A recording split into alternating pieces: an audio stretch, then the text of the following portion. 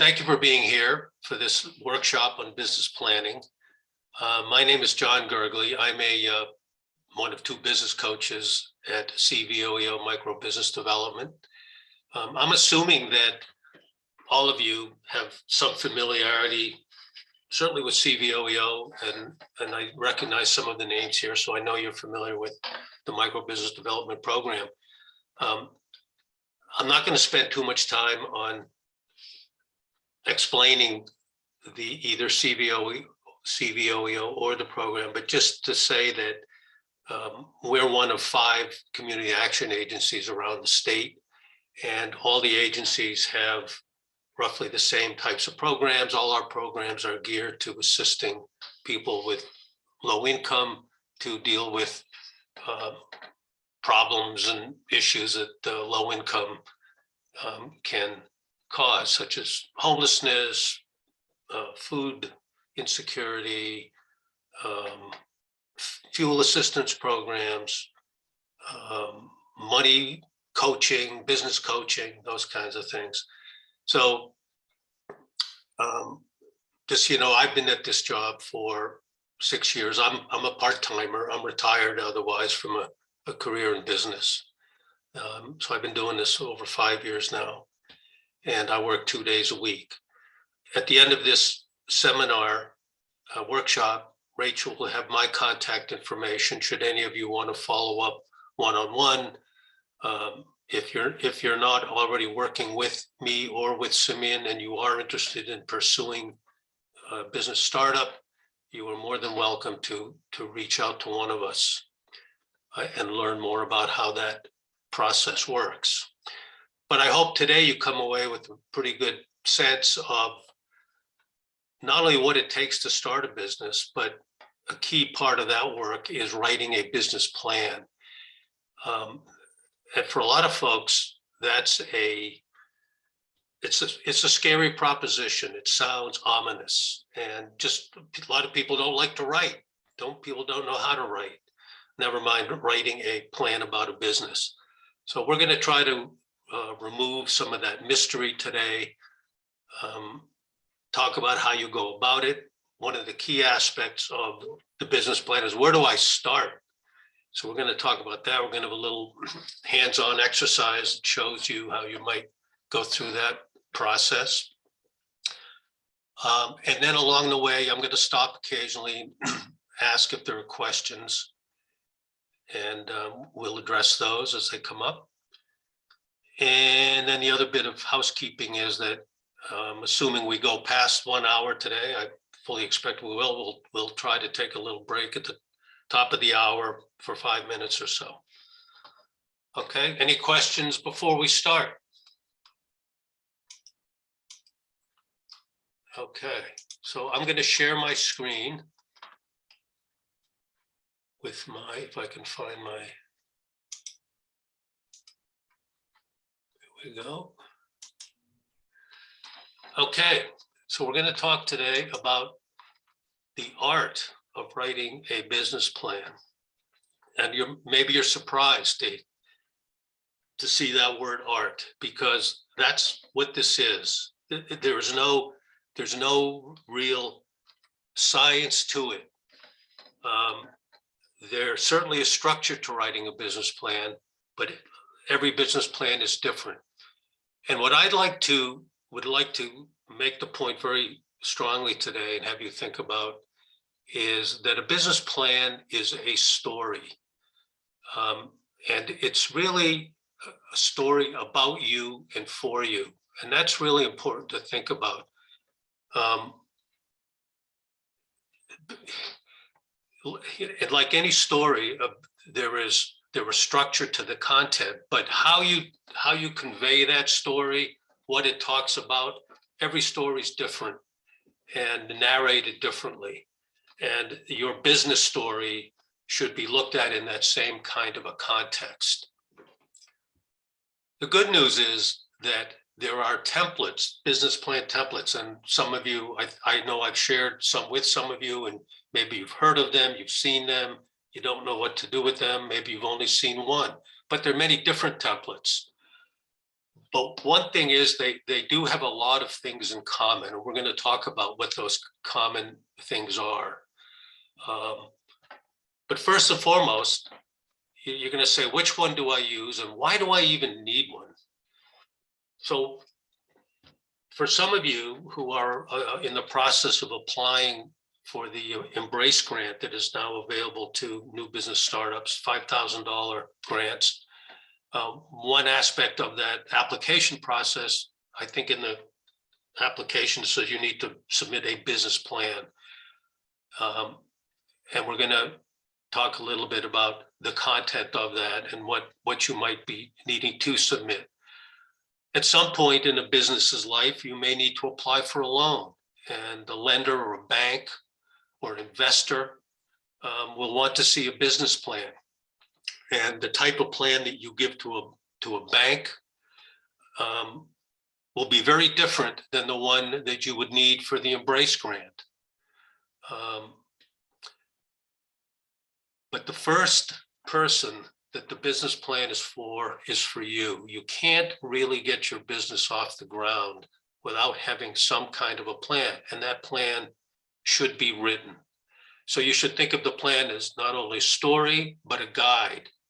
And it's to help you to organize your thoughts, understand what your resources are. And fundamentally, before you can even write it, is to think about your business idea and is it even viable? How do I know if this is going to work?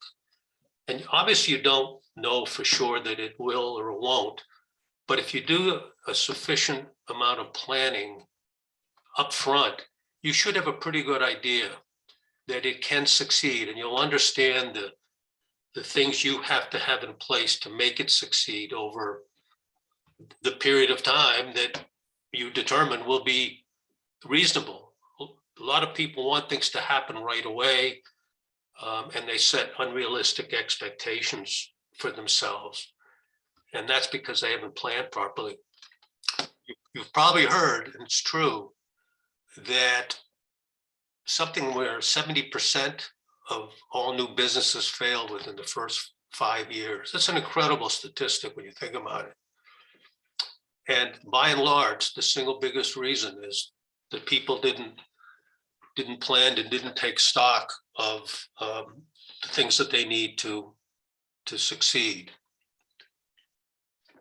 So one thing about this concept of a business plan being a story, all stories have something in common. They all have a plot, they all have a beginning, a middle, a conclusion, but they're all told in different ways. Narrated depending on who's narrating it, to whom the audience is, and other related circumstances. So obviously, you're going to tell a story to a child differently than you would to your friend sitting in a bar. The subject of that story is going to be different, obviously.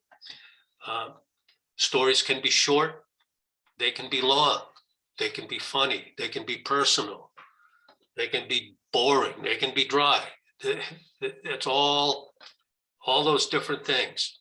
And so a lot of it depends on your style and how you communicate. When it comes to the business plan and telling that story, I think people freak out and worry about probably two things. Three things I would think.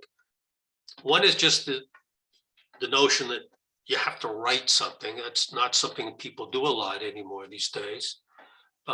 The other is that it has to be long, because if you look at many business plan templates, they're pages and pages and pages. And people go, oh my God, what do I do with this? No, they don't have to be long. They have the same content perhaps, but you don't need to write any more than what's appropriate for you for any one section. And as I said earlier, it depends on your needs at the time.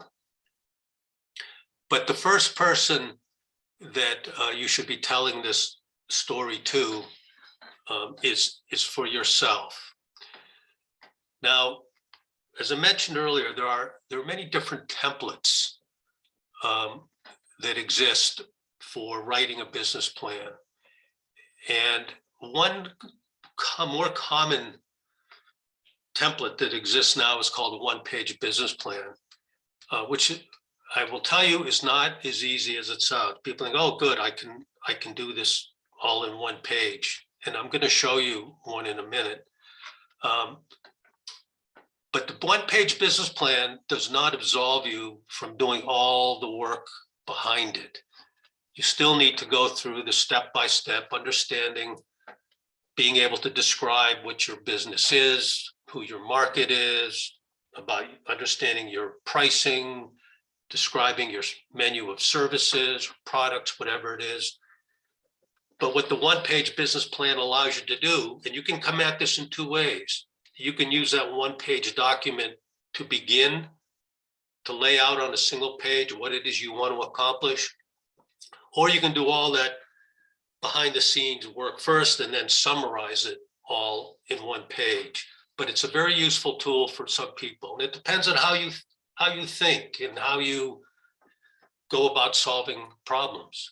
There's a similar tool called the Business Plan Canvas. And that too is kind of a one-page summary of all the components that go behind building a business.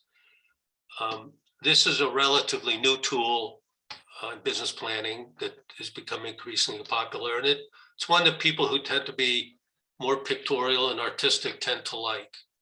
And then there's the standard or generic plan, which is just a big, long text document.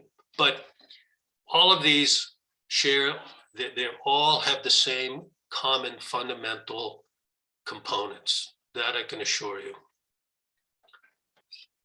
And no matter which template you settle on, like any good story, your plan has to convey a readable, sensible message. So you will need to. So it's not going to happen in one sitting. It takes time to write a good plan, even if a short one. You're going to go back and forth, rewrite pieces of it, put it away, come back to it a few days later, look at it, say, oh, why did it? That makes no sense. You're going to rewrite it, or you will have learned something new. And that's the part of this writing the business plan that you will find helpful. Is it's going to force you to really understand what you need for your particular business. So I've mentioned this before, I'll say it again, you can't escape the work needed behind any of these. Any questions at this point?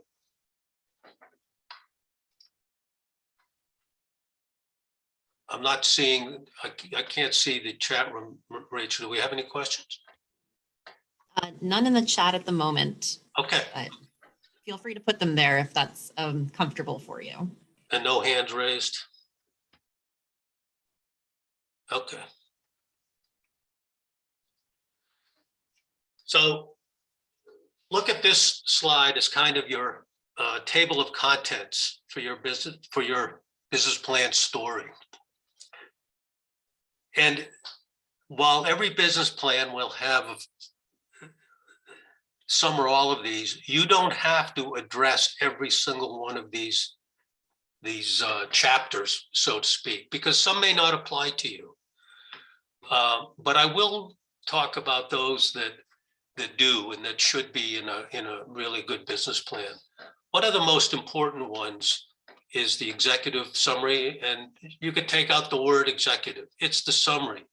It's oftentimes, and it's akin to that one-page business plan that I talked about. It's oftentimes the very first thing that an investor or a lender will read when you're applying for a loan. And if you don't grab the attention of that person right away, if you're not making sense, if you're not able to explain in one page, certainly no more than a page and a half, what your business is about, what you're bringing to it, what your skill set is, and how you think it's going to make money over the next X number of years, and you don't convey that professionally, cleanly, elegantly, chances are the reader is not moving on. they're going to say, oh, it's like it's the first impression. And we all know you only have really one chance to make a good first impression when you meet somebody. Well, same thing with the business plan. A lot of times, and people, particularly lenders, are busy, they're inundated with requests. And the natural thing is to put aside the document that doesn't appear to be well written. So that executive summary should not be taken lightly. And whether you write it first and modify it, or write all the other backup behind it and then write your executive summary, it's up to you. But that executive summary is key and should be written over and over again until you're really happy with it. And it should make sense to you. Again, the business plan is primarily for you. So the one thing that all business plans will require, and you require this, is a description. And again, this is not something that happens quickly. You could say that you want to, you're in the cleaning business, let's say. Well, that covers a wide range of potential things. Are you a commercial cleaner? Are you a home cleaner?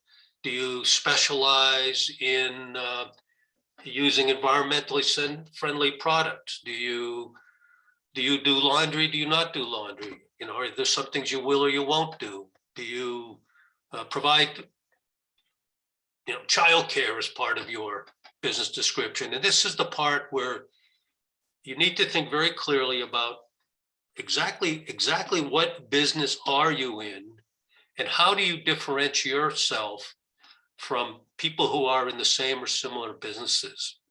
And that's one of the keys to success, is understanding that differentiation and then making sure that your potential customers understand it. Along with that is the marketing analysis. Who are your customers? Where are they located? And the really hard part is, how do I get to them? How do I make my potential customers know that I'm in business and I want to get in touch with them?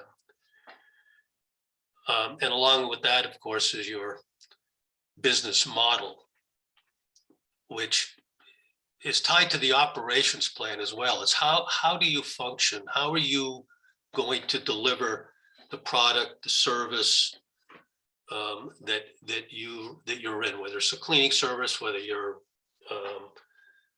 a baker, making pizzas, making cookies, mowing lawns. How many people are you going to have? The human resources plan, that's kind of sort of a hoity-toity word here. For a small business, micro businesses such as yours, the human resource, at least in the first several years, is you. Maybe you and a partner, you and a spouse. But we're talking about very small businesses, typically fewer than 5 people. But nonetheless, you can use that section for your own skill assessment. What is it that I'm really good at? What is it I really like to do? Why do I tend to focus on certain activities and have such a hard time paying attention to others that I know I should be paying attention to?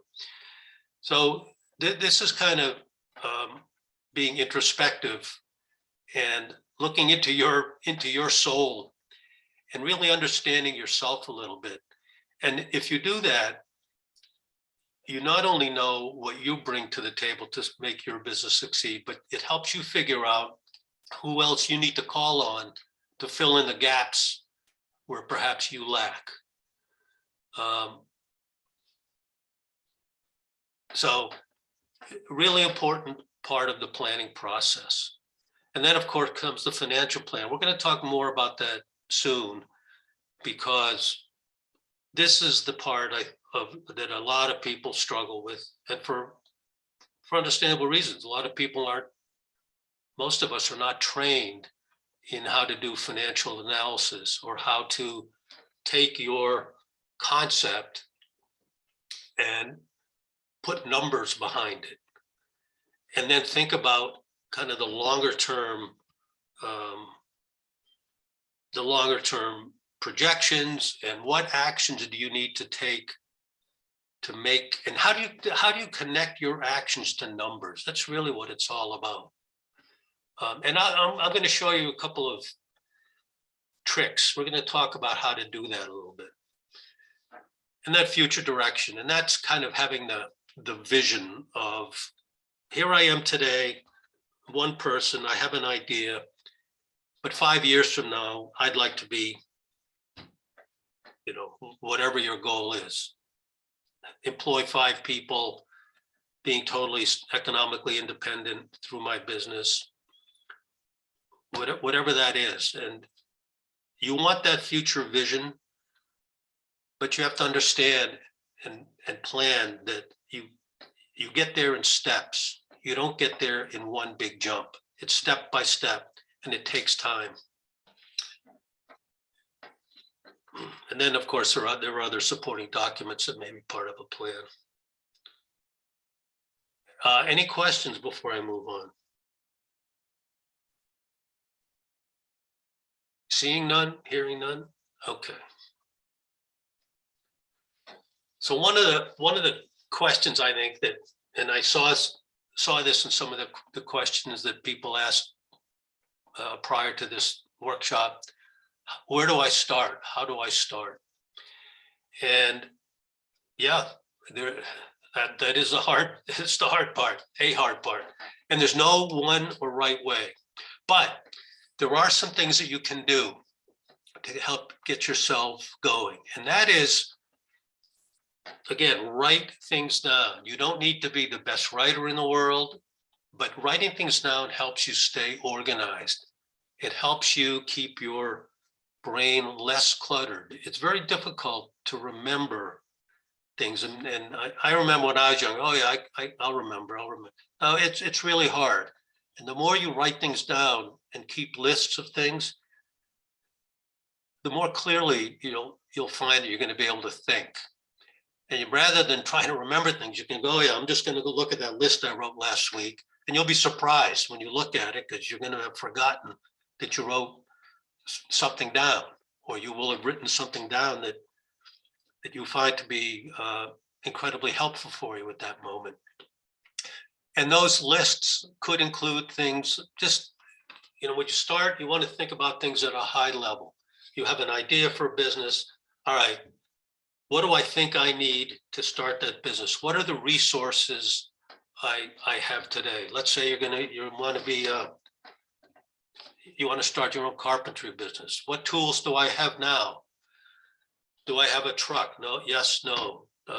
Do I have a table saw? Do I need a table saw? Well, maybe not yet. I have a circular saw, or I have a small portable table saw. Take an inventory, and these are intellectual skills as well. You could say, I'm really good at connecting with people. That's a skill. Or on the other side of that ledger is, what are my, let's say, weaknesses? What are my gaps? Let's not call it a weakness. Just don't be hard on yourself. Just be honest with yourself and understand what you're good at and where you need a little more help. Write those things down.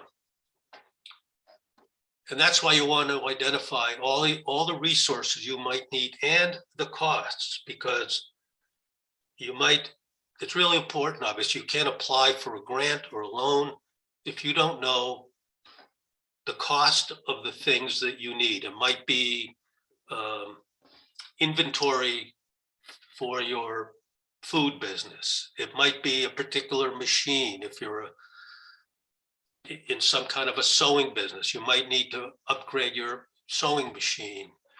I was talking to somebody last week who's in a silk screening business, and that business requires a specialty dryer of some sort. So make sure you understand what those resources are and set priorities, because you're not going to get everything at once, most likely.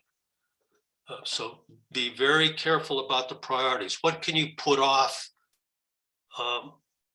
until later, because as you go through this assessment and that cost list starts to build, that could be daunting. And you're going to say, oh my God, I need $10,000 worth of equipment. How am I going to pay for it? If I take out a loan, how am I going to pay for the loan? I don't even have any customers yet. So those are the itty bitty baby steps you want to take first. What do you need first and foremost to get going? And then start thinking about some of the achievable goals that you can do, and think in the short term. Here I am today, 1 year from now, what do I think is possible? What would I like to accomplish just in my next year? And that doesn't necessarily mean you're going to have a profitable business. It may mean that you're still in the job that you have, or if you're unemployed, you still may be unemployed, but at least you've taken a certain set of steps toward that goal. And then you can also think about, if I accomplish those things in my first year, how does that position me to then move ahead to bigger and better goals for year two? And you have to think in time horizons, obviously that makes sense for you, because they're different for everybody and for the type of business that you're in.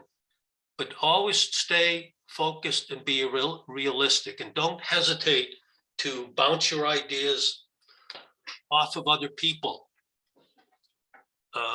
And that's part of the planning. Talk to people who have been through this. Talk to people who are going through this. Pick somebody who knows nothing about what you're doing and say, hey, here's what I'm thinking. Does this make sense to you? And that's a real good test, by the way, for any business plan, is you want to be able to give your plan to an objective reader or listener. Say, hey, tell me what you think. If knowing nothing about what I'm doing, do you now understand? And hopefully they're going to come back and say, yeah, I do. I don't know if I want to be you, but yeah, I get it. So that's why you want to find that template or model that works best for you. And I can't emphasize,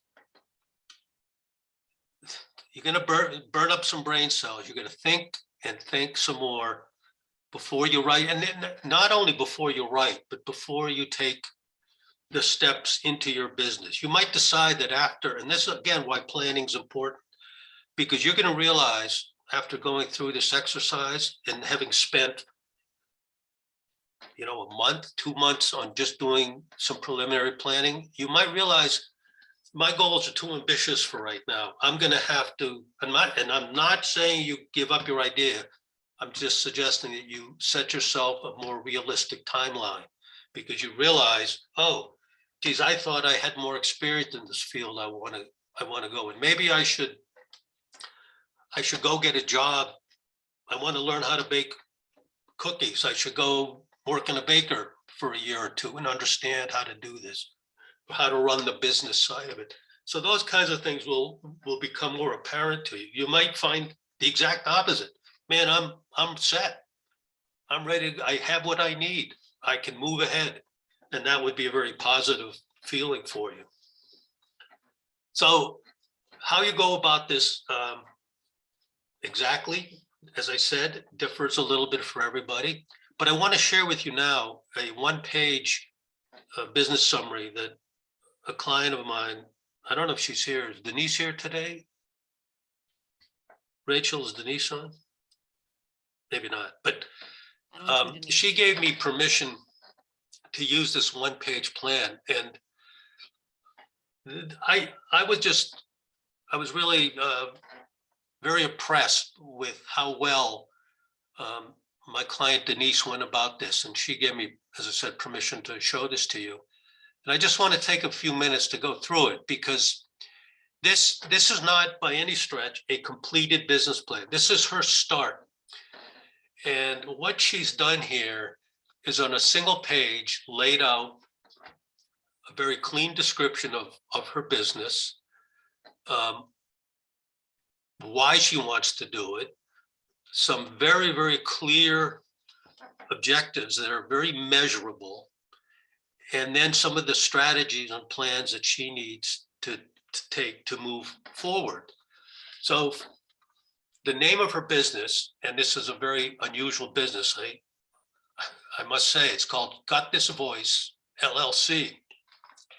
And what she says is her vision is that within the next 3 years, become a known artist and facilitator that centers the creative process, storytelling, and voice work for transformational healing, personally and collectively. And so she's a practitioner in a healing therapy that helps people use their physical voices. I'd never heard of this before, so it was new to me. But this is her plan, and apparently it's a real thing. And so she's building a business around this. So she stated that vision, I thought, very, very nicely. Why do you exist? This is her mission. Got This Voice LLC is created to support people in accessing, healing, and expressing their authentic voice through somatic, and that's a technical term that I forgot what that means, somatic, artistic, and therapeutic processes. This transformational work is done in individual sessions. Okay, that's important. Expressive art therapy groups and creative processes and productions. So she's talked about 3 types of work that she intends to focus on with single people, groups, and then more elaborate productions. And this is all about, again, helping people express themselves and providing therapy to them. So then for this coming year, she laid out some very nice, clean objectives. And not only are they objectives, but every one of these can be measured. She can say at the end of the year, yes, I did it, no, I didn't. Or as the year goes, she can look at these and say, gee, that was a little aggressive, or maybe it wasn't aggressive. But I see 5 regular clients weekly. Boy, things are going well. I'm going to up that to 10, let's say. Or she might say, I'm going to see 2 regular clients weekly in the first 3 months and 5 thereafter. But the point is, she's put a stake in the ground and it's measurable. Facilitate 3 8-week courses. Facilitate and co-create 3-day-long retreats. Perform all in, I'm not sure what that is, with accompanying workshop at least 3 times this year. Engage at least 150 people in my work through individual sessions, retreat, performances, online work, or 8-week courses. So she's got a set objective of the number of people and that she's going to work with. And then she's done the work to figure out that if she does those things, that should generate at least $25,000 in total revenue for her. Laid out beautifully. And then she gets into the strategies. What will make this successful over time? And we don't need to go through every one of these, but I hope you get the sense and the message and understand. And she did this in relatively short order. And one reason is she's very passionate about this. She's really intent on making this work, which also speaks to, as part of your assessment process, self-assessment, when you write your business plan, is you want to test your passion for the business that you're going to get into, because it's hard.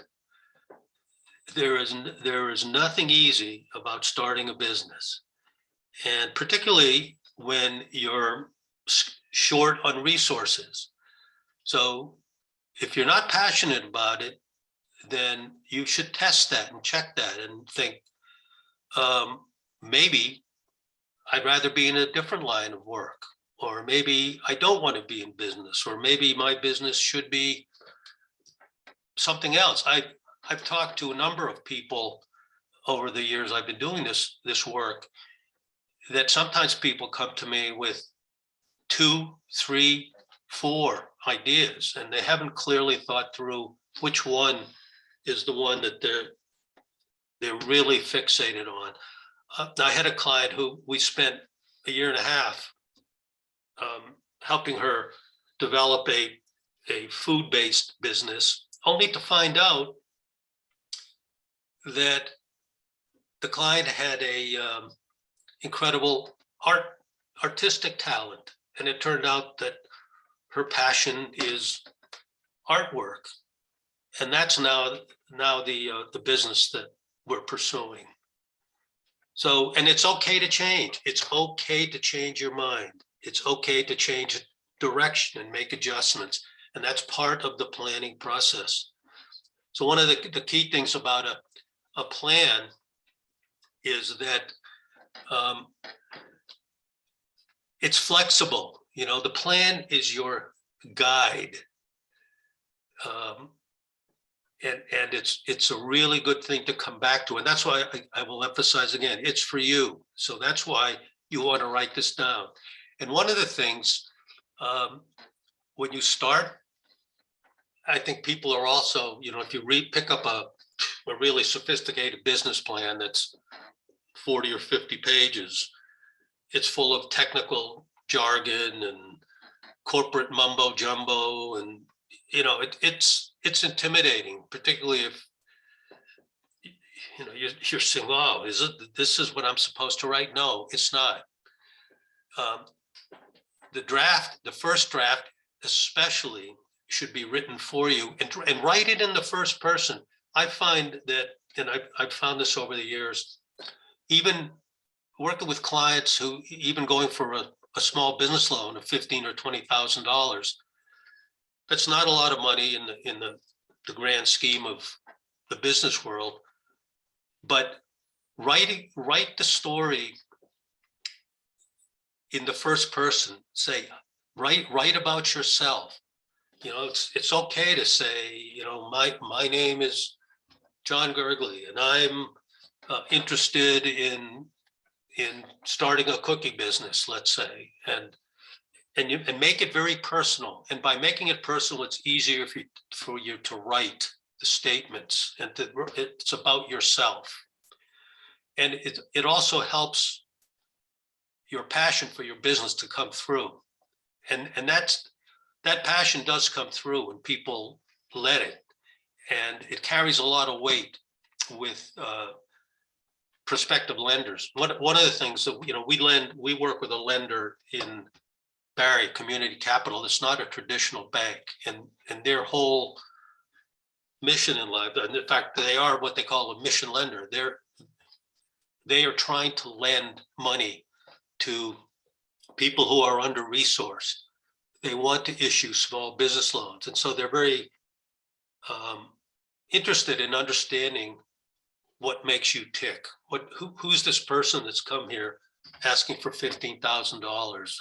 Why are they so committed to this particular business that they want? So let that passion come through, however your words convey it. And the first time through is not the last version. Remember that too. It's an iterative process. You go back to it many times, write it, rewrite it, change it. Hard work. But you don't let the plan, and it's not a form. I can't tell you how many people I have given business plan templates to, shared it with them, and they've said, "Oh, I'll fill it out and I'll send it back to you." And sure enough, a day later, it's back to me, and it's crap. It's not good, you know. And so I feel bad because I obviously didn't make the right point to the client that, no, this is not a form. This is for you, and it takes time. So make sure you understand that it's not a form. And then, of course, the financials are important, as I touched on earlier. But we're going to talk more about that in a few minutes. But don't be intimidated by financials. You'd be amazed at how basic some of this stuff really can be. And one of the important questions before you even begin is, how do I know and this is tied to financials, but how do I know my business is viable? I really need a sense that it's going to work. Or what buttons do I push? What do I adjust so I know, will it work and when will it work? So I'm going to take you through a little exercise now about my chocolate chip cookie startup. Okay, so before we get there, I'm going to stop. Again, are there any questions? Yeah, John, there is one question in the chat from Taylor who asks, what's considered a full business plan?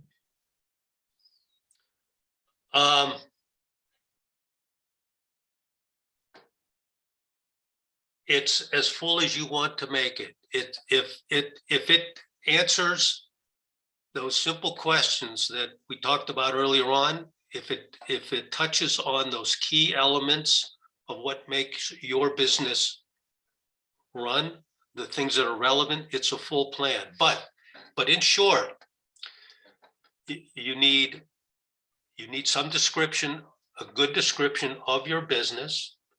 Again, your market, how you're going to address your market. In other words, how do you get to the market that you want to be in?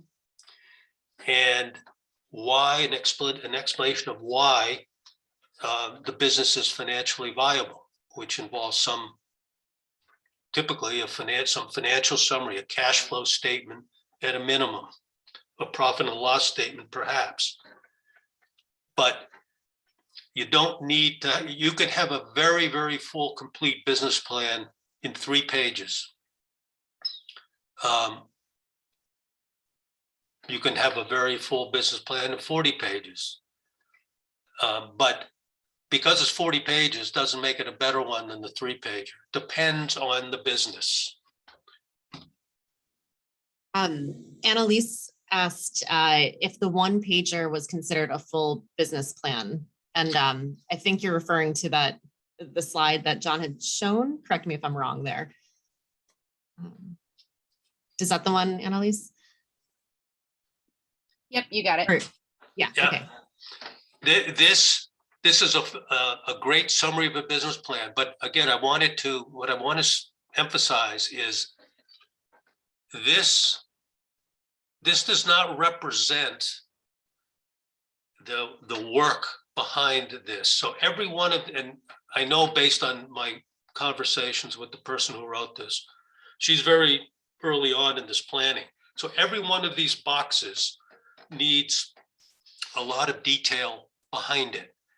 Now, a great way of submitting a business plan, and apparently this is true in the venture capital world, which is a place that very few of us will be venturing into anytime soon.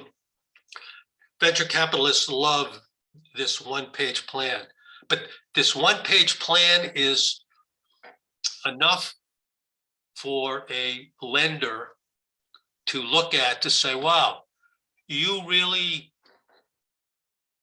have interested in me and what you want to do. I want to know more. So if it was me, I would be asking very specific questions about those objectives for 2022. How many clients do you have now? What do you mean by see? How will you see them? How will you facilitate this 8-week course? What will that course contain? Same thing about retreats. How are you, the $25,000 in total revenue? How do those objectives above tie to that 25,000? How do you create that 25,000? 150 people, you're going to charge them what? And so on. And then, of course, costs. What are the costs involved? How much money do you need to spend to generate $25,000? What will be where's your cash flow statement? So all of those questions all need to be answered within the plan itself. So like I said, you can't avoid writing those things out, but condensing them into this 1-page summary is a really good way of either concluding the work or starting with the work. So in Denise's case, she started with it. She sat down. She already had a pretty good sense of what she wanted to do, but this template helped her synthesize her starting points on a single page. And some of the things are like the vision, that for now, that's done. 3 years. Okay. We're not worried about 3 years from now. We're worried about 2022. What are you going to do to get off your off the starting block? And those are those very specific things in that objective slide. But to answer every one of those, she's got 1, 2, 3, 4, 5. So potentially all of those could be answered in a paragraph or two, each one of those. So you're looking at a couple of pages. So it depends. Yeah, thanks, John. I think you answered Matthew's question. I just want to give Matthew an opportunity if there's any follow-up, because he had asked if you could use this layout and then add papers to further explain each box, which you've outlined that, yes, that sounds like a good way to approach it. And later on, I'm going to go through quickly. I've got a bunch of slides on kind of the more traditional, generic business plan that you can look at and you say, okay, it's a form in the sense that it tells you, okay, now you have to tell me about your business description. Who are your customers? And it forces you to write in a lot of detail. But some people think just because there might be a section on management. Oh my goodness, what do I write about management? So things that are not relevant to you or your business, there's no point in addressing them. I mean, the one thing I think, what did I have? The contents of a business plan. I mean, essentially, it's this. At some level, you need to address each and every one of these things to the extent it's relevant, but you can't avoid the business description. You cannot avoid the market analysis. You cannot avoid some sort of an operations plan. And you cannot avoid a financial overview. And human resources, you could relabel that. You could call it my skills, or what am I bringing to the table? Because if you're a business of one, that business isn't going to go without you. So you're telling the lender about yourself, what you have, what you're good at, why you want to do this, and really, why do you want to do this? And how you are going to make it succeed. So again, I want to emphasize again, this is your story. You can tell it any way you want. You can be creative, but these are kind of the checkpoints. Some of these are the checkpoints that however you tell your story, you want to touch on. Okay?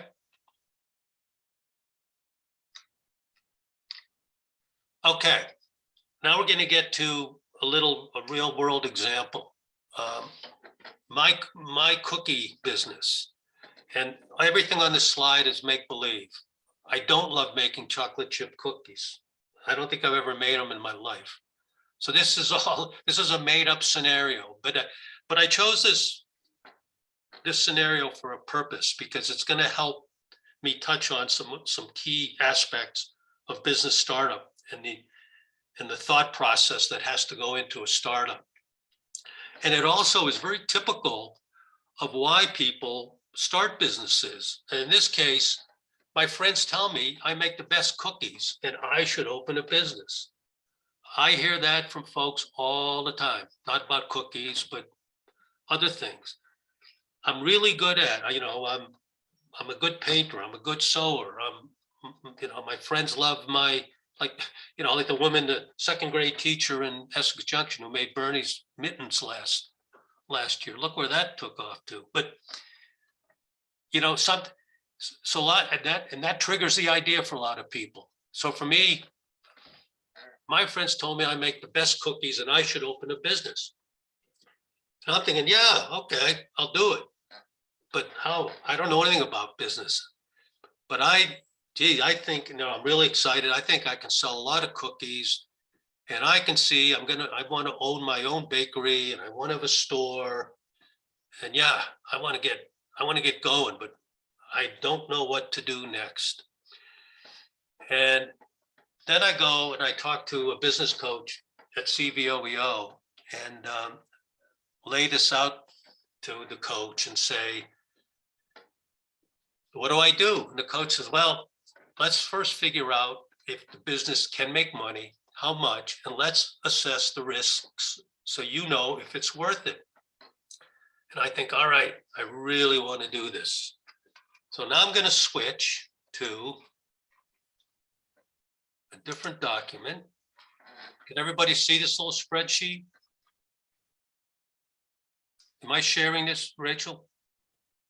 You are, but can you make it a little bigger, possibly? I'll try. Like 1 or 2 up, that'd be great. How's that? That might be too big because we're not seeing everything unless you want to, if you plan to scroll it down. I think 1 or 2 more taps. That's good, yeah. Okay, all right. Okay, so this is a little lesson in just very, very basic financial analysis. And this is an exercise that no matter what business you're in, you want to think in terms of the unit of what is it you're selling, whether it's a lawn mowing service, whether you're sewing clothes, whether you're doing artwork, cleaning houses. It comes down to how many of something do I need to sell? How many hours of like the example of the voice therapy? How many people do I need to engage with, and at what price to deliver my financial goals? So with this cookie case, and I've looked some of these up. As I said, I'm not really a baker, but I just said, all right, I'm going to start with 5 pounds of flour, 5 pounds of sugar, a pound of butter, a gallon of milk, a pound of chocolate chips, and a dozen eggs. And I'll probably need some, if I'm going to be selling these things, I'll need some packaging. And I looked up that these are the approximate average costs of these items. So these are real, more or less real costs in today's world. So I say, wow, $45 is all it's going to take me to get started. And I looked up in several sites, determined that I should be able to expect roughly 30 cookies per pound of dough. Now, I don't know exactly how many pounds, will this translate to exactly 5 pounds of cookie dough? I don't know, but I'm assuming it will for this exercise. So that if I can make 30 cookies out of 1 pound, then out of 5 pounds, I can make 150 cookies. And if I do the math, which is simply dividing my $45 by the 150, that shows that I should be able to make a cookie for 30 cents. That's pretty darn good. Seems cheap to me. And if I can sell a cookie for $2, I'm going to generate what they call gross profit, a profit margin of $1.70 per cookie. So my eyes are lighting up like, wow, that's 85% margin. That's really good. But a couple of things to think about first. What about $2? Is that a reasonable sales price, especially when I start out? What if I can only do $1? What does that do? Well, okay, that's 70 cents profit margin. That's still not too bad. Well, gee, what if I could do $2.50? My eyes light up even more, 88% profit margin. But for now, based on what I've seen in my local neighborhood store, I've seen a competitor with her cookies on the, and by the way, probably a lot of you have heard of or seen Corinne's cookies. Maybe not, but she's a local baker who's been around a while now, at least 10 years. And she's selling these packaged homemade macaroons and other cookies for, you know, $3 for $5 or some ridiculous price. People are buying them. So I'm just looking again. So I did a little market analysis, competitive analysis, and I'm thinking $2 per cookie is not so bad. So I'm gonna stick with that for the moment. But one thing I want to point out is that $1.70, that's only what's left over after the cost of my ingredients. And this is what's known as the cost of goods sold. And that covers only the cost of the thing you are making. And you'll notice there's no labor cost in there because I'm a sole proprietor or single member LLC. I don't pay myself a salary. You can't pay yourself a salary if you're not generating revenue. So this is one of the aspects of startup. I can't pay myself anything yet. And oh, by the way, I'm probably going to have other costs. So let's talk about those for a minute. I'm going to unhide something here because I've created, rehide these. So then I'm thinking, all right, well, if I am going to sell, this is kind of, oh, and by the way, I haven't even gotten to the part of how am I going to sell cookies? It's just making them so far. And then I think, well, look, yeah, geez, how am I going to sell them? And how many do I have to sell? So I said, all right, I'm not going to be greedy. First year, I'm going to set myself a goal, just like all you saw in that other sheet, a $25,000 revenue goal. I'm going to go with $5,000. How many cookies do I need to make to generate $5,000? Well, again, it's kind of basic math. You divide by the revenue goal by the $2 per cookie, and that comes out to $2,500, 2,500 cookies per year. Seems like a lot, but then I said, wait a minute, well, let's break it down by week. Well, I'm only going to work 50 weeks because I've got to take some time off. So that's 50 cookies per week, 10 cookies per day. I can do that, piece of cake.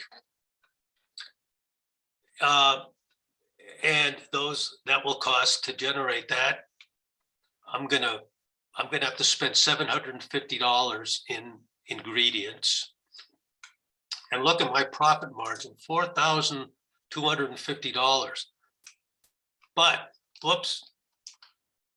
I was greedy. I decided I was gonna jump into renting a store right away. And that rent is going to cost me $12,000 in that first year. I've got utilities. I had to buy insurance. I had other fees. I had other supplies. I generated $5,000, but I'm going to lose $12,250. Well, that's not a very good business plan now, is it? So there are a couple of things to, so I think, all right, well, how much do I have to generate to turn profitable? So I'm going to unhide these other columns again.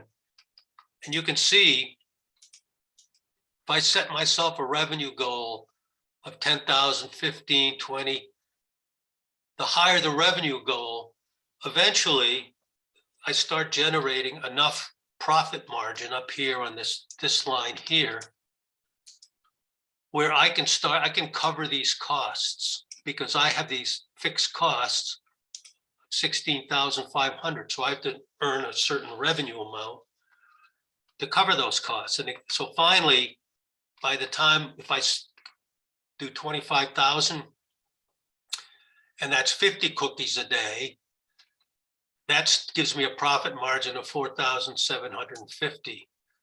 Well, that's not going to pay me very much, is it? I mean, that's a lot of work, a lot of risk for that kind of money. So then you begin to think, and by the way, I mean, I don't know, can I do 50 cookies? And that's just making them. How am I going to sell them?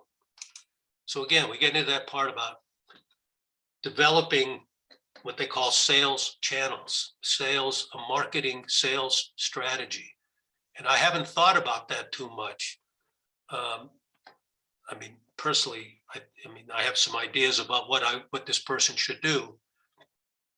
And we'll talk about that in a minute. But these are the kinds of things you begin to assess when you start your business. Now, one obvious choice here is, gee, okay, this tells me right off the bat, I can't afford to rent the store on day one. So we're going to eliminate that rent. My utilities costs probably won't be that high because now I'm going to be doing this from home. Yeah, they're going to go up somewhat, but they're probably going to be, I'm going to estimate $1,000. So now right away, you can see those numbers change and you can see, all right, now that $25,000 revenue goal, if I can deliver and if I can sell 12,500 cookies, if my profit is now looking like almost $18,000. That's a much more manageable objective, a much more likely outcome. But what if I can only get $1 a cookie? What if some people, I have to go to wholesalers? What does that do? And you can see that, you can see that the numbers drop a little bit, but by having eliminated that incredible cost of rent, the numbers change. And again, this is the kind of analysis, no matter what you're selling, making, doing, you want to look at, because this now begins to give you comfort about your idea being solid and helping you understand what steps you should take and how to adjust things as you go. And you can see that you have levers, and you do want to have some of those levers in place so that you can adjust. Okay, any questions?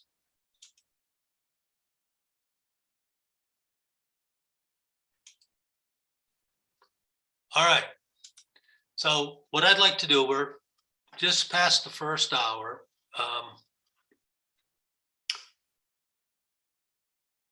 I think we'll just take a 5-minute break. Would that be acceptable to everybody? And then we're going to come back to this. There's another part to this cash flow that I want to show you and how that differs from profit and loss. And for those of you that are applying for this Embrace grant, the cash flow statement is an important piece of that application, I believe. So we'll come back to that after. It's 11:05, let's say. Come back at 11:15, okay? Good, Rachel? Yep, thanks, John. And Okay. Kate, I see your question just came through, and we'll come back to that when we come back together. Very well. I just wanted, okay, thank you. I just wanted to, I'm just going to look at the questions. Where did they go? I just saw them.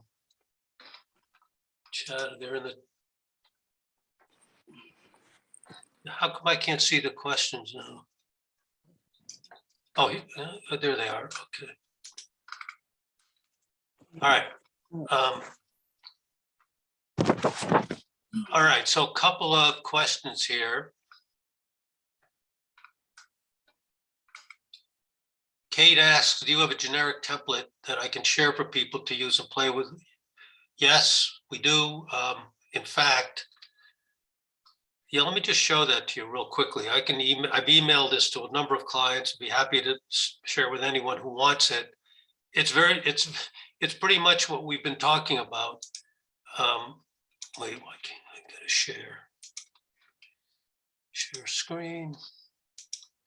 And it looks a lot like this. It's called the generic business plan, and it has exactly the very same headings that we've talked about before, but this provides a little bit of a content. It describes what each section is. And again, things like business history and industry outlook, maybe yes, maybe no. If it's relevant to you, you include those. If you don't, you don't. I mean, in this case, things like startup information, key personnel, you, the owner, where you want your business to be. One of the things that people you should define is, what is the geography of my business? If you're an online business, it can be international. If you're delivering a service, you might want to stay within the county you live, or you focus on Chittenden County. But so that's, those are just questions that need to be answered. So it's a very generic template. It is helpful. Some of these things I do like about it, when it helps you describe your product or your service, things about you being unique, the niche that you serve, very, very important. What separates you from anybody else? Something you really, that can be the key to your success oftentimes. Small niche markets can be very lucrative, because people might be willing to pay a premium price for something in an underserved kind of market. And these are all very good questions, necessary things to address. So that's the generic business plan.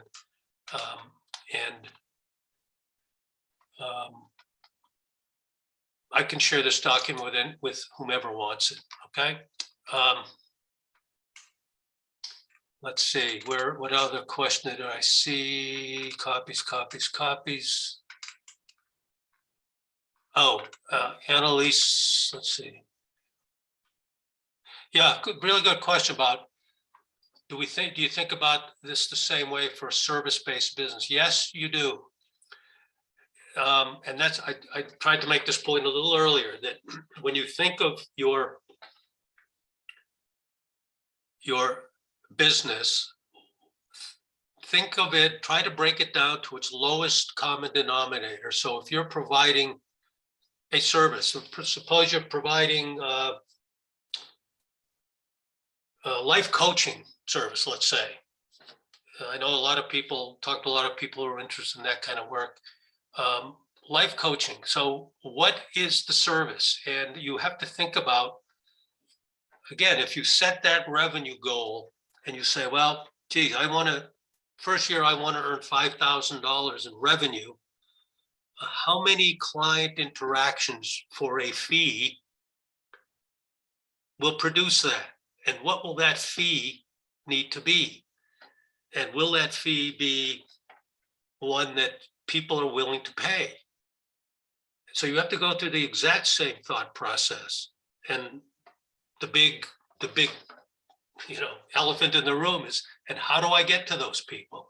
That's the hardest part, I think, of starting a business, is finding that market. I mean, it's one thing if you buy an existing business that has a presence in a location and you're rebuilding something, then there's probably already an existing customer base. But when you have no customer base, the rate of growth is likely to be much slower, and you need to plan for that slow growth. It can happen, and it will happen, but you have to turn over every rock, and we're going to talk about some of those rocks to look under soon. And then Annalise asked the question about, so maybe we'll have to talk about this online, but yeah, setting a, if you're buying used clothing and reselling it, having a set markup percentage, that might work. It depends on the quality of the stuff that you're acquiring. If you're only reselling things of a certain quality that you've determined what that quality is, and I would highly recommend that you don't want to resell crap. On the other hand, what you think is crap, somebody thinks is great. So you might have two lines of clothing, with the high end resells and what you think is low end, and you might have two sets of prices rather than one, or maybe three. So different ways of approaching that, but good question. If you want, we can talk about that in a coaching session. Okay, so I think those are all the questions. Okay, so now let's go back to this little bit of financial analysis, because the next part that we're going to talk about is the cash flow. And this is a really important part of a business. It's probably, let me just move this out here a little bit. Cash flow is different, a little different from the profit and loss statement. And I'm not going to get into all the technicalities as to why that's the case, but because that involves a little bit of accounting 101, and we don't have time to get into all of it, but they are different. There are certain things, and profit and loss, you can report a paper profit. On this one, for example, we showed a profit here with $25,000 of sales, but that may not translate to positive cash flow, because the cash flow is,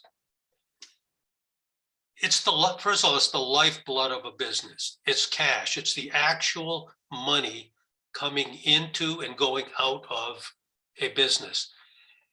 It tracks very closely, and it should track very closely to what's in your business checking account, business account.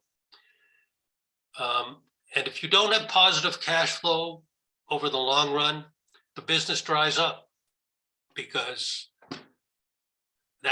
it's the business revenue and sales and control of costs that generates positive cash flow. We're going to talk a little bit about that. So here I am with my cookie business, and I'm going to apply for this Embrace grant because they say there's $5,000 there.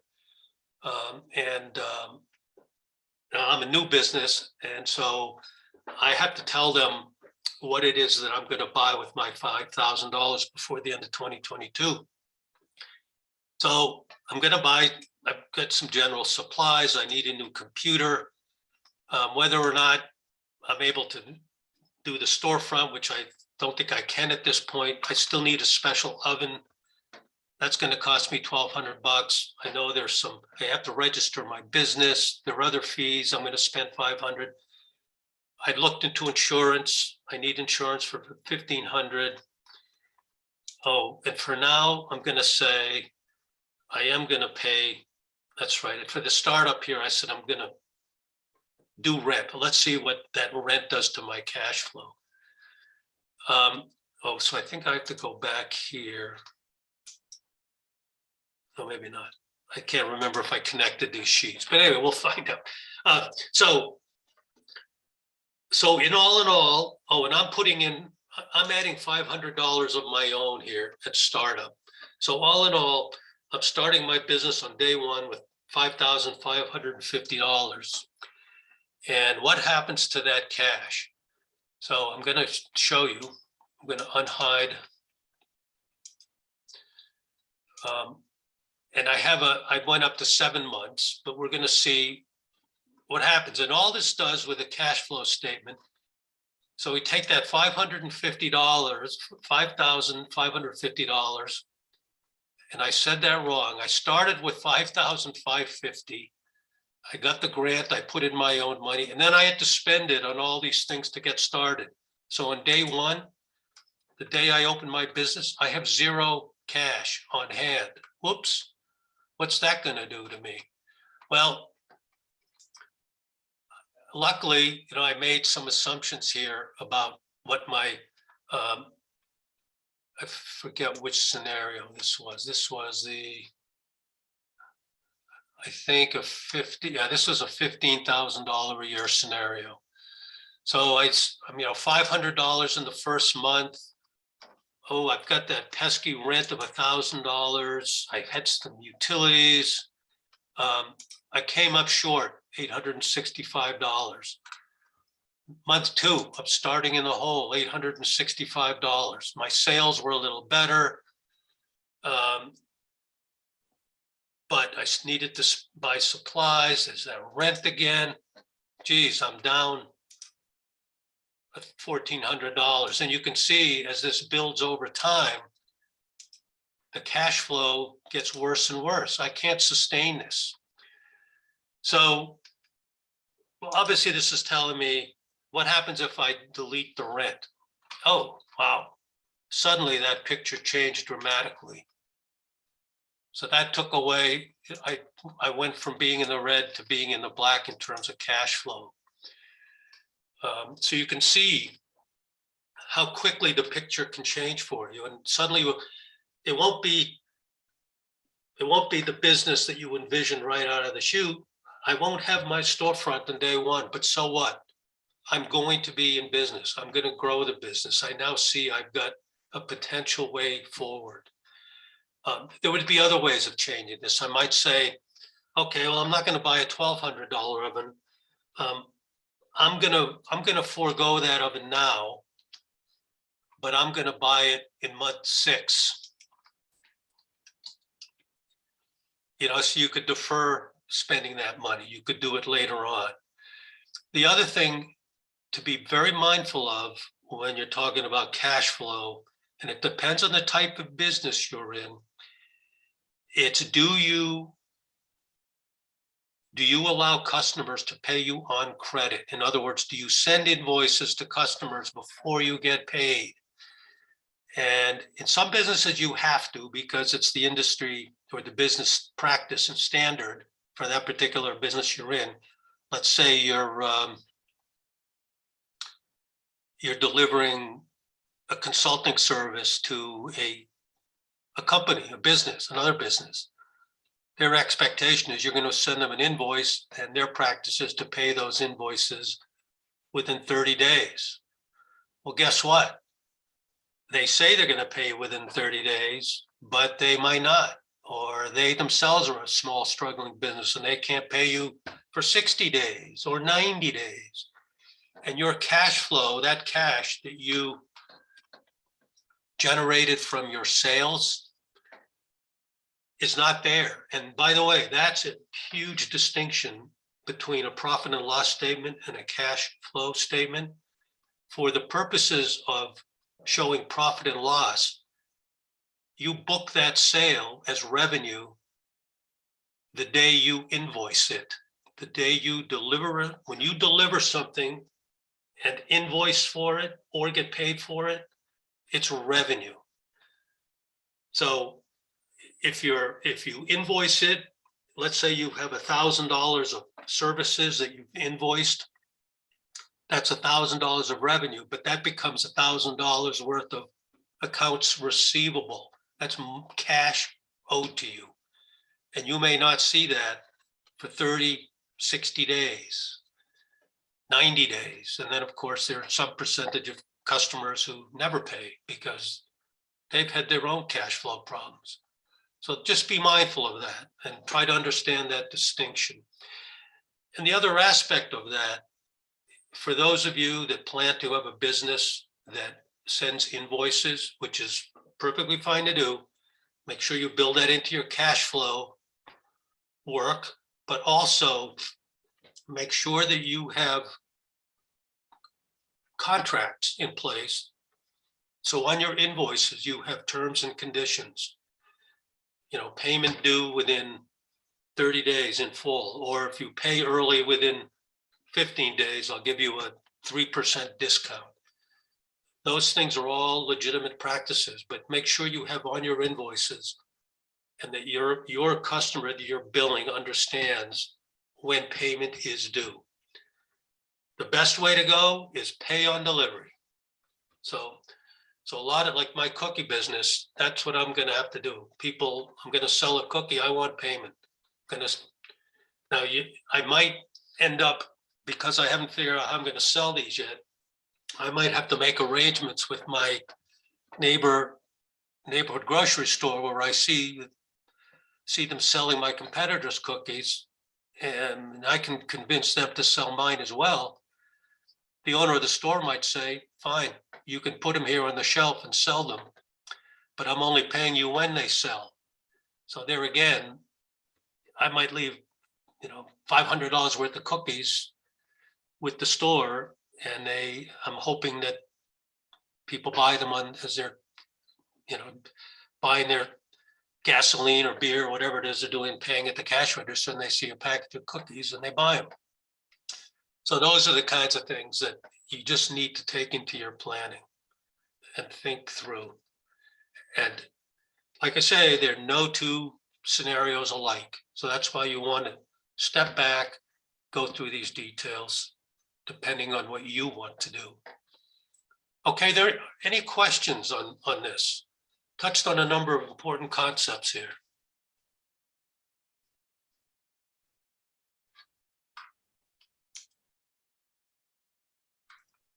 John, the only question I'm seeing is there was a request for you to share this template, if there's one that you can share after class. Sure, I'd be happy to share it. I'll just send this entire spreadsheet as it is. People can, there's nothing unique about it. I put this together in 15 minutes, so it's, well, maybe a little more, but there's nothing particularly special about it. You're welcome to it, and you can plug in your own numbers.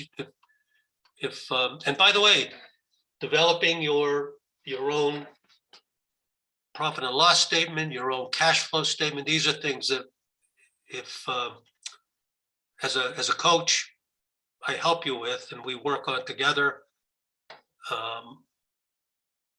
I would expect you to try to do some of this on your own. Obviously, it's good for you as a business owner to understand what these concepts are, how things tie together. But it's helpful to go through them with somebody. I've been doing this stuff for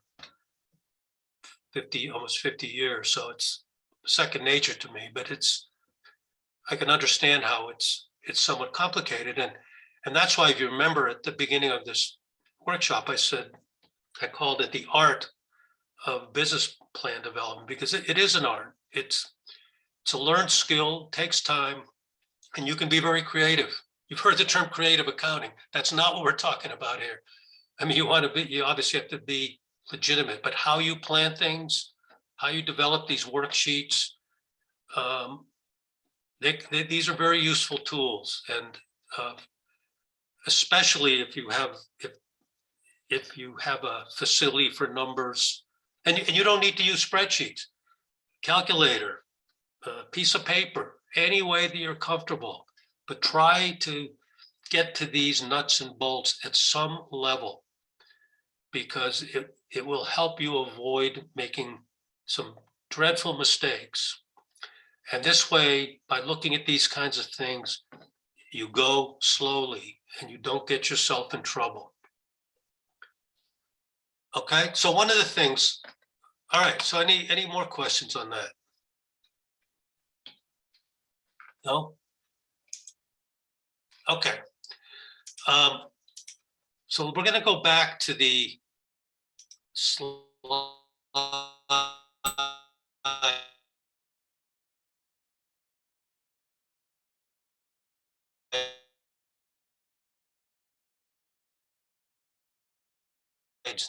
So there's a lot to think about, and this is more or less the gist of what I wanted to share with you today about building a business plan. But I'm going to try to summarize it a little more detail. But I also want to talk a little bit about all the things that you need to think about, because there are a lot. And you're one person, you're trying to start a small business, and you have to deal with many or most of the very same things that any business of any size has to deal with. So some other things that you want to think about, and by the way, so we'll touch on these now. So one, just be aware of things that are going on around you and how things can affect your business, whether it's the state of the economy. What are the trends in the market that you're in? Pay attention to changing tastes.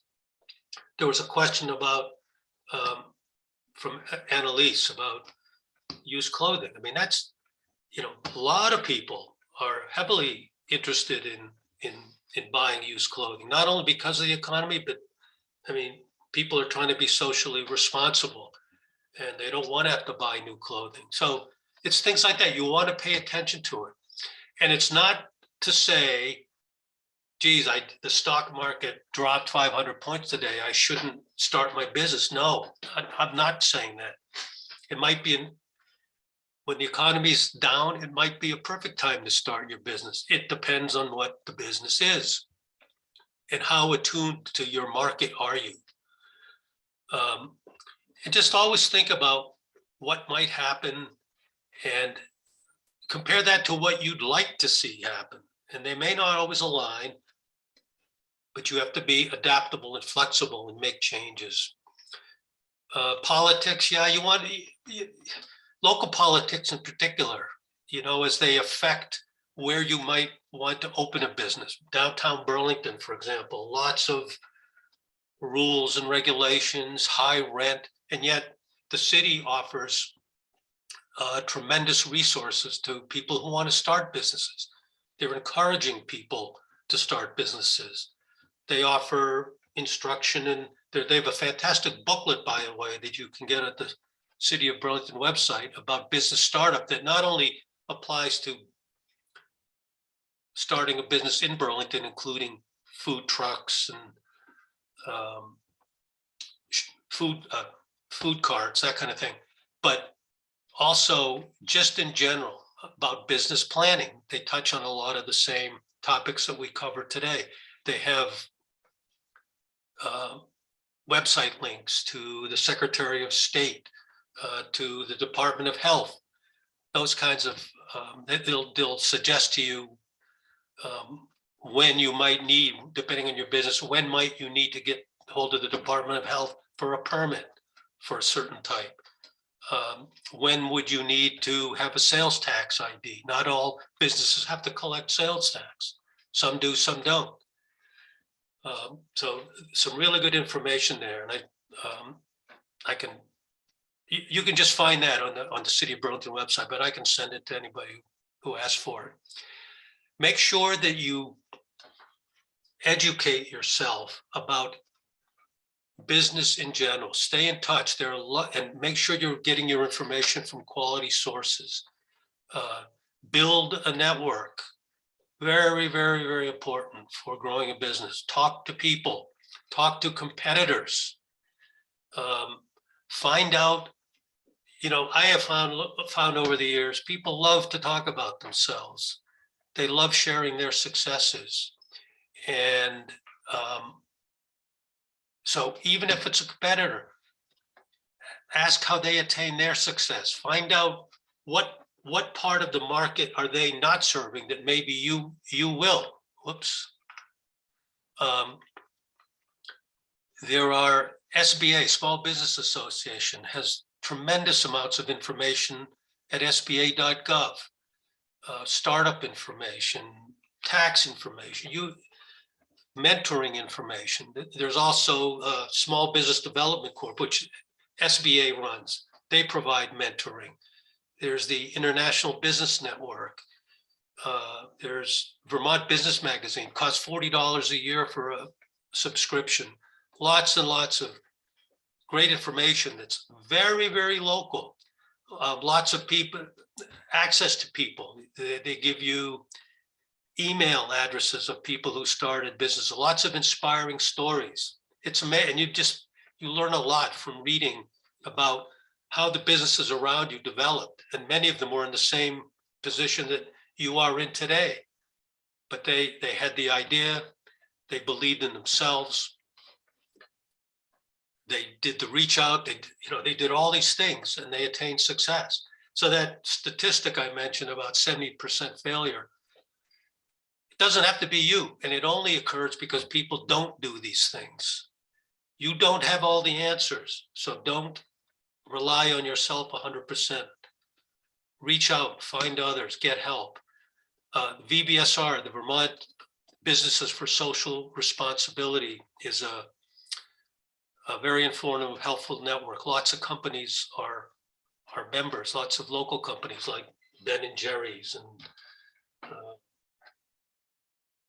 no, I can't think of any right off the top of my head, but there are, you go to their website, look at the companies and how can I be a member? What events do they have that I can attend for free?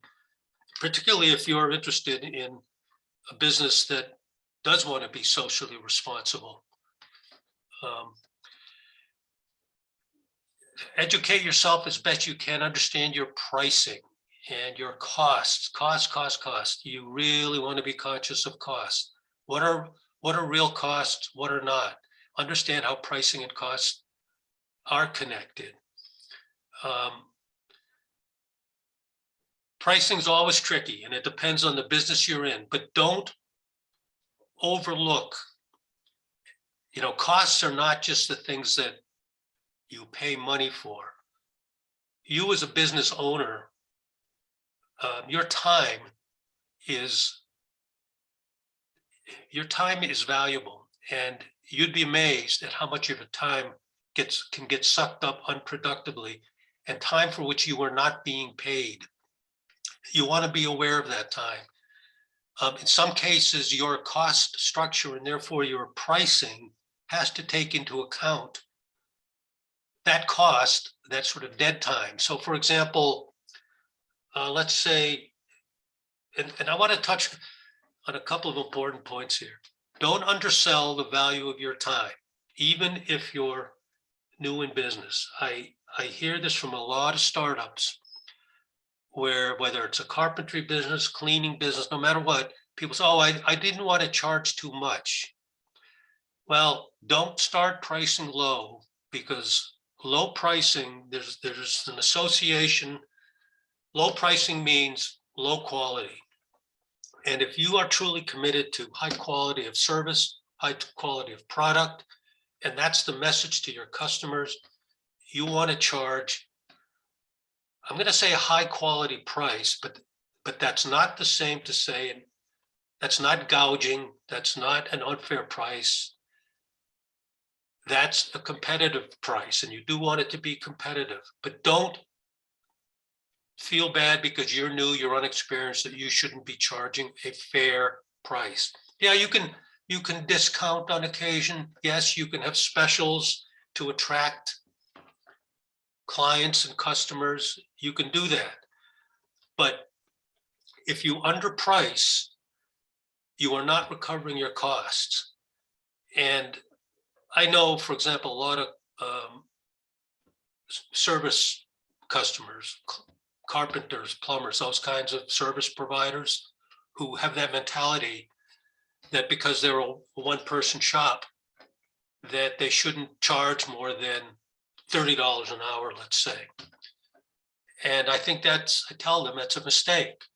If the big guy down the street is charging, there's a reason why the big guy down the street's charging, $80 an hour, $90 an hour. It's got a lot of overhead. Well, at $30 an hour, the individual shop also has overhead. You've got a truck, you've got insurance on that truck. You have to drive between jobs. You have to go do job estimates for which you don't get paid, and on and on. And when you start adding up those unbilled costs and unbilled time, then you see why you're constantly in the hole at $30 an hour. You'll never catch up. And so doing these kinds of analyses that we did on the cookie kind of analysis, it will help you see that. So very important. Be aware of change. Something's not working, change it, fix it, find out why it's not working. Make sure your customers are satisfied. Ask customers, did you like it? Did I meet your need? How can I do better? How else can I help you? Those kinds of things. And as I said, network. Lots of people. The more people you know, the more likely you will attain success. Never miss an opportunity to sell yourself and your business. Have stuff with you, whether it's a business card, a brochure. I talked about the executive summary in your business plan and why that can be so important to the lender who reads it. And will that lender go to page 2 or not? Just like that executive summary, you want, and people refer to it as the elevator pitch, you want to have a very crisp, clean summary of you and your business, that whenever the opportunity presents itself and you have an opportunity to, every opportunity is a potential sale, whether it's to a potential customer, a potential partner, a potential lender, have that elevator pitch ready. 2-3 sentences. Hi, my name is John, and I'm in the chocolate chip cookie business, and I make the best damn cookies in Chittenden County. I've got more chocolate chips per cookie than anyone around, and I guarantee it. And that's why you ought to buy a box of my cookies. That kind. Just be ready. You're always selling, whether you like it or not. A lot of people don't like to sell. I don't. But the fact is, you have to. Okay. Any questions? I went through a lot there, but very important intangibles about this whole process.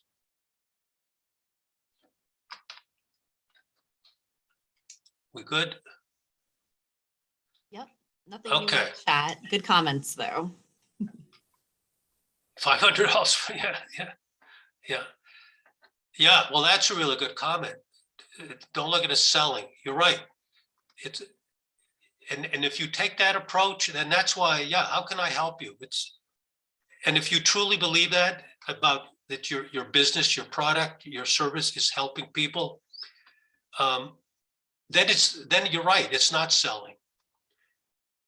Because there's a bad connotation with that word. People think about the used car salesman kind of image, and that's not what I'm talking about, Tina. So thanks for bringing that up. I'm thinking about it exactly as you just said. Right. Good point. Okay. So just let's recap a little bit.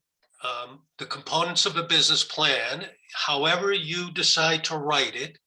We're not talking about length. We're not talking about a set number of pages, a set number of words. We're talking about your story. And I want to go back to that again that we touched on an hour and a half ago.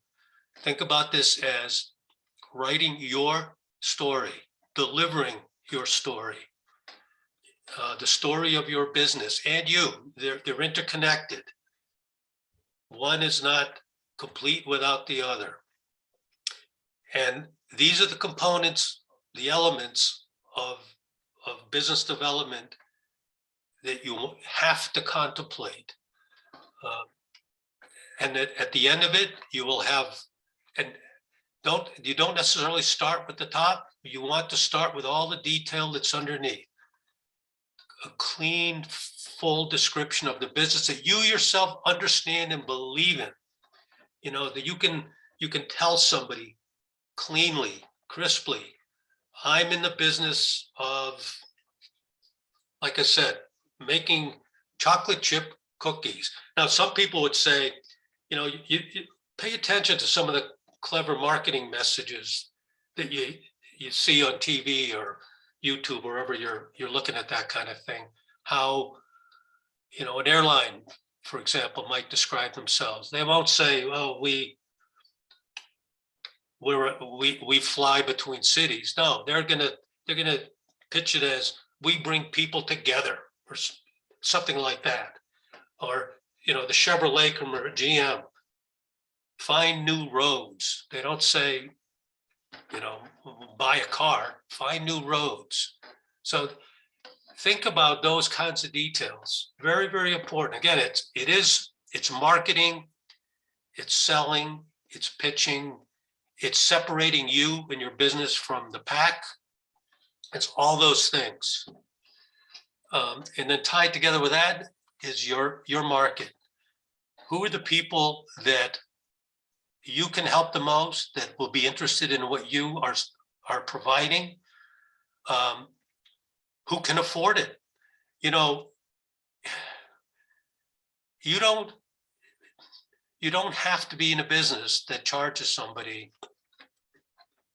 $50 or $80 an hour. It depends on your financial goals too. Depends on how you structure your cost. If you run your business out of your apartment, and that's okay with your landlord, if you're not doing sandblasting at night or something, whatever, but you're just running a consulting business and you can keep your costs down, you can charge less. And you can let clients know that's my niche. I worked with a client, and I don't think she's here today, who had been a very successful entrepreneur in her earlier life. And now she's here in Burlington. She has a yoga business and her specialty, her niche market, is helping people in recovery. And she's doing well at it. And she's not a millionaire, doesn't intend to be, doesn't want to be. But she's sustaining herself and her lifestyle. And that's her business niche. That's what she wants to do. So think about those things. The operations plan, those are the nuts and bolts. What am I going to do every day? What am I going to do this year? How am I going to deliver this year? And how might that differ from where I want to get to? Like in the cookie business, I couldn't open the store this year. The rent was just too high. I don't have the income yet. So I'm going to do this in my garage, let's say, or in my own kitchen. I'm going to make sure that I comply with the health and safety regulations. I might find out that the Department of Health, for some reason, won't let me do that. So then I might need to rent a commercial kitchen. There's a lot of commercial kitchen space available. I might find out, geez, I know nothing. I know far less about baking and cooking than I thought I did. Oh, CVOEO has a kitchen culinary class, working out of the food distribution center in North News Camp. I wonder if I can enroll in that 6-week class. That's another thing, is what are the certifications you need for your business? Where can you obtain those certifications? How can you demonstrate to clients that you're qualified to be in the business you're in? Some of those things are more or less important. It depends, but pay attention to them. If you're applying for the grant, think about spending grant money on obtaining certifications, furthering your training. We talked a lot about some of this accounting stuff. Gee, maybe I should take a basic accounting class. Where can I do that?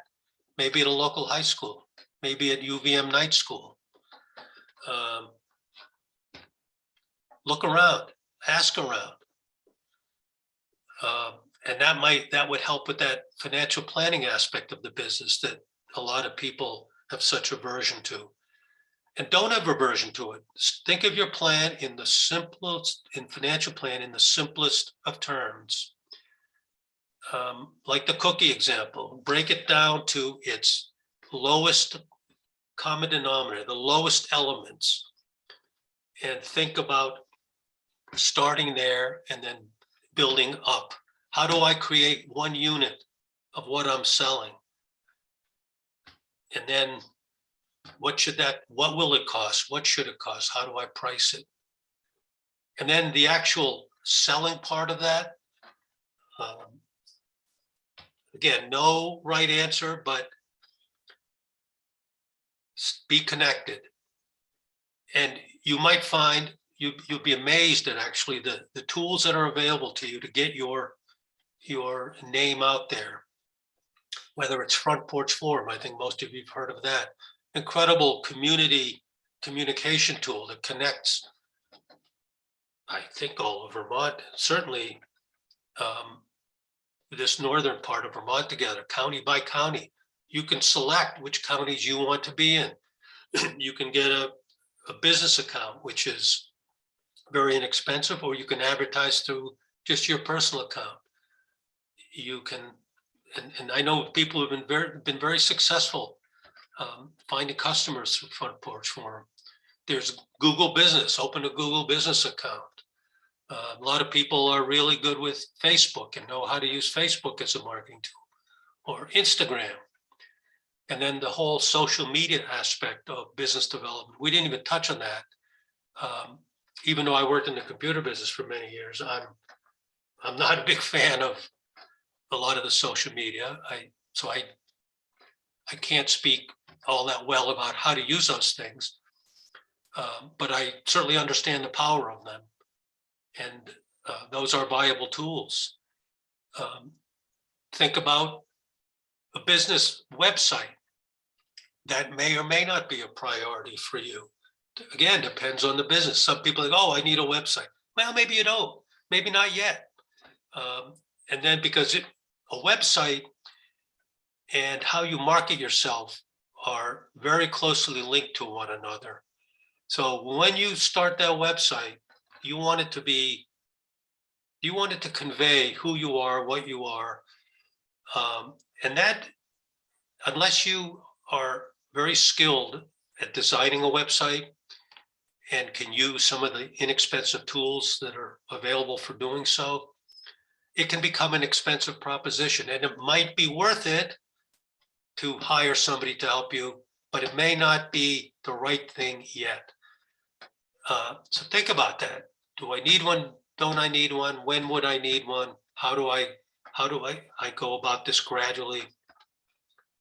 A lot to think about there, but there are so many ways to take these incremental first steps without spending a lot of money. I think that's one of the key points I want to make.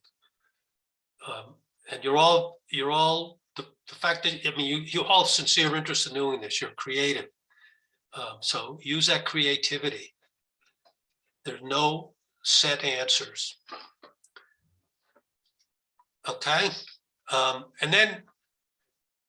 Yeah, these next set of slides, these go into really explaining more about page by page, the more generic business plan, more point by point, what an executive summary, start with a compelling, well, I wouldn't say start with a compelling, you want to make a compelling case. You want a tone and a summary, like I said, that captures the reader. I will mention again, when you write your business plan, and if all you did, I'm going to go back to the previous slide. If all you did was look at each of these sections and in your own words, write how each of these applies to you and your business, that's a start. And it's not a complete plan, but it's a start.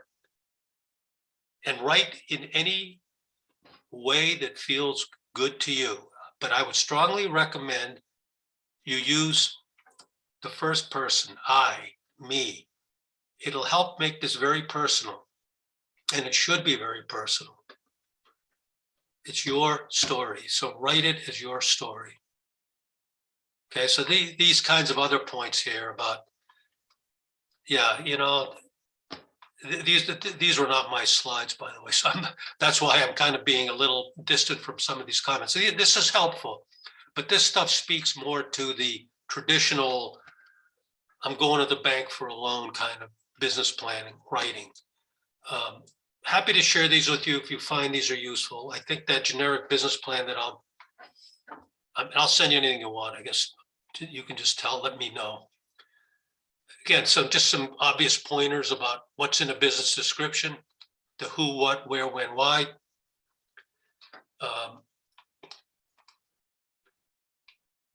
Common sense, proofread things. Actually, maybe not so common sense. I'm aghast, frankly, at how many things I read by people that are not proofread. You do want to proofread things. Show your passion, very important. I've stressed that point over and over today. And if you're passionate about your business, that will come through.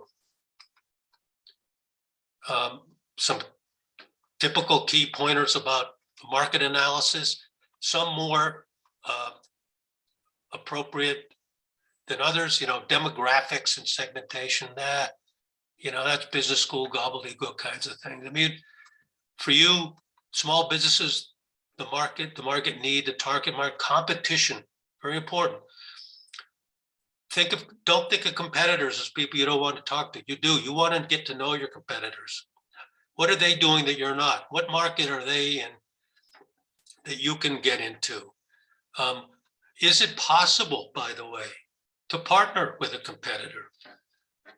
Is there a well-established competitor who, maybe a competitor has more business than it can handle and is willing to hand some of it off to you? In the case of the cookie business, gee, maybe I can't open my own store, but what if I walked up the street to that bakery that's open? I wonder if they're selling chocolate chip cookies. I wonder if they'd be willing to take on some of mine. That you might find, we'll be happy to. As I said, there are a lot of existing businesses. Business owners are more than willing and happy to help others who are struggling to get started. So don't assume they're not. It never hurts to ask. Be aware of regulations, rules in the type of business you're in, and that even applies to whether you need to collect sales tax. Do you need to be, if you're providing a healthcare service like a massage or any kind of acupuncture, any kind of a business where you're touching people, you'll need state licensing. And all that information is available at the Secretary of State website. So those are some key things you should pay attention to. Barriers to entry, well, yeah. This was some things I put together. We talked about these. Who are the customers I'm after? How do I reach them? Networking. Some advertising can be good. 7 Days has lots of ways. That publication, that they have some free places where you can advertise. They also do lots of feature stories on small startup businesses. At some point, you can make yourself known to them if you're ready. They might do a story on you. They can do advertising for you. Farmers markets, depending, you don't have to be a food business. You could be some sort of a clothing business. There are CSAs. There's a CSA in Huntington, for example, where they've converted their barn to selling food and other products of local manufacturers. There are smaller farmers markets on Friday nights in some towns, on Saturdays in some towns. Be aware of where those are. Find out what you need to do to get into those things and at what cost, and participate. I hate the term think outside the box, but do so. There are no set ways of doing this. Be creative. Front Porch Forum I mentioned. Find partners, and they can come from anywhere. You just need to ask people.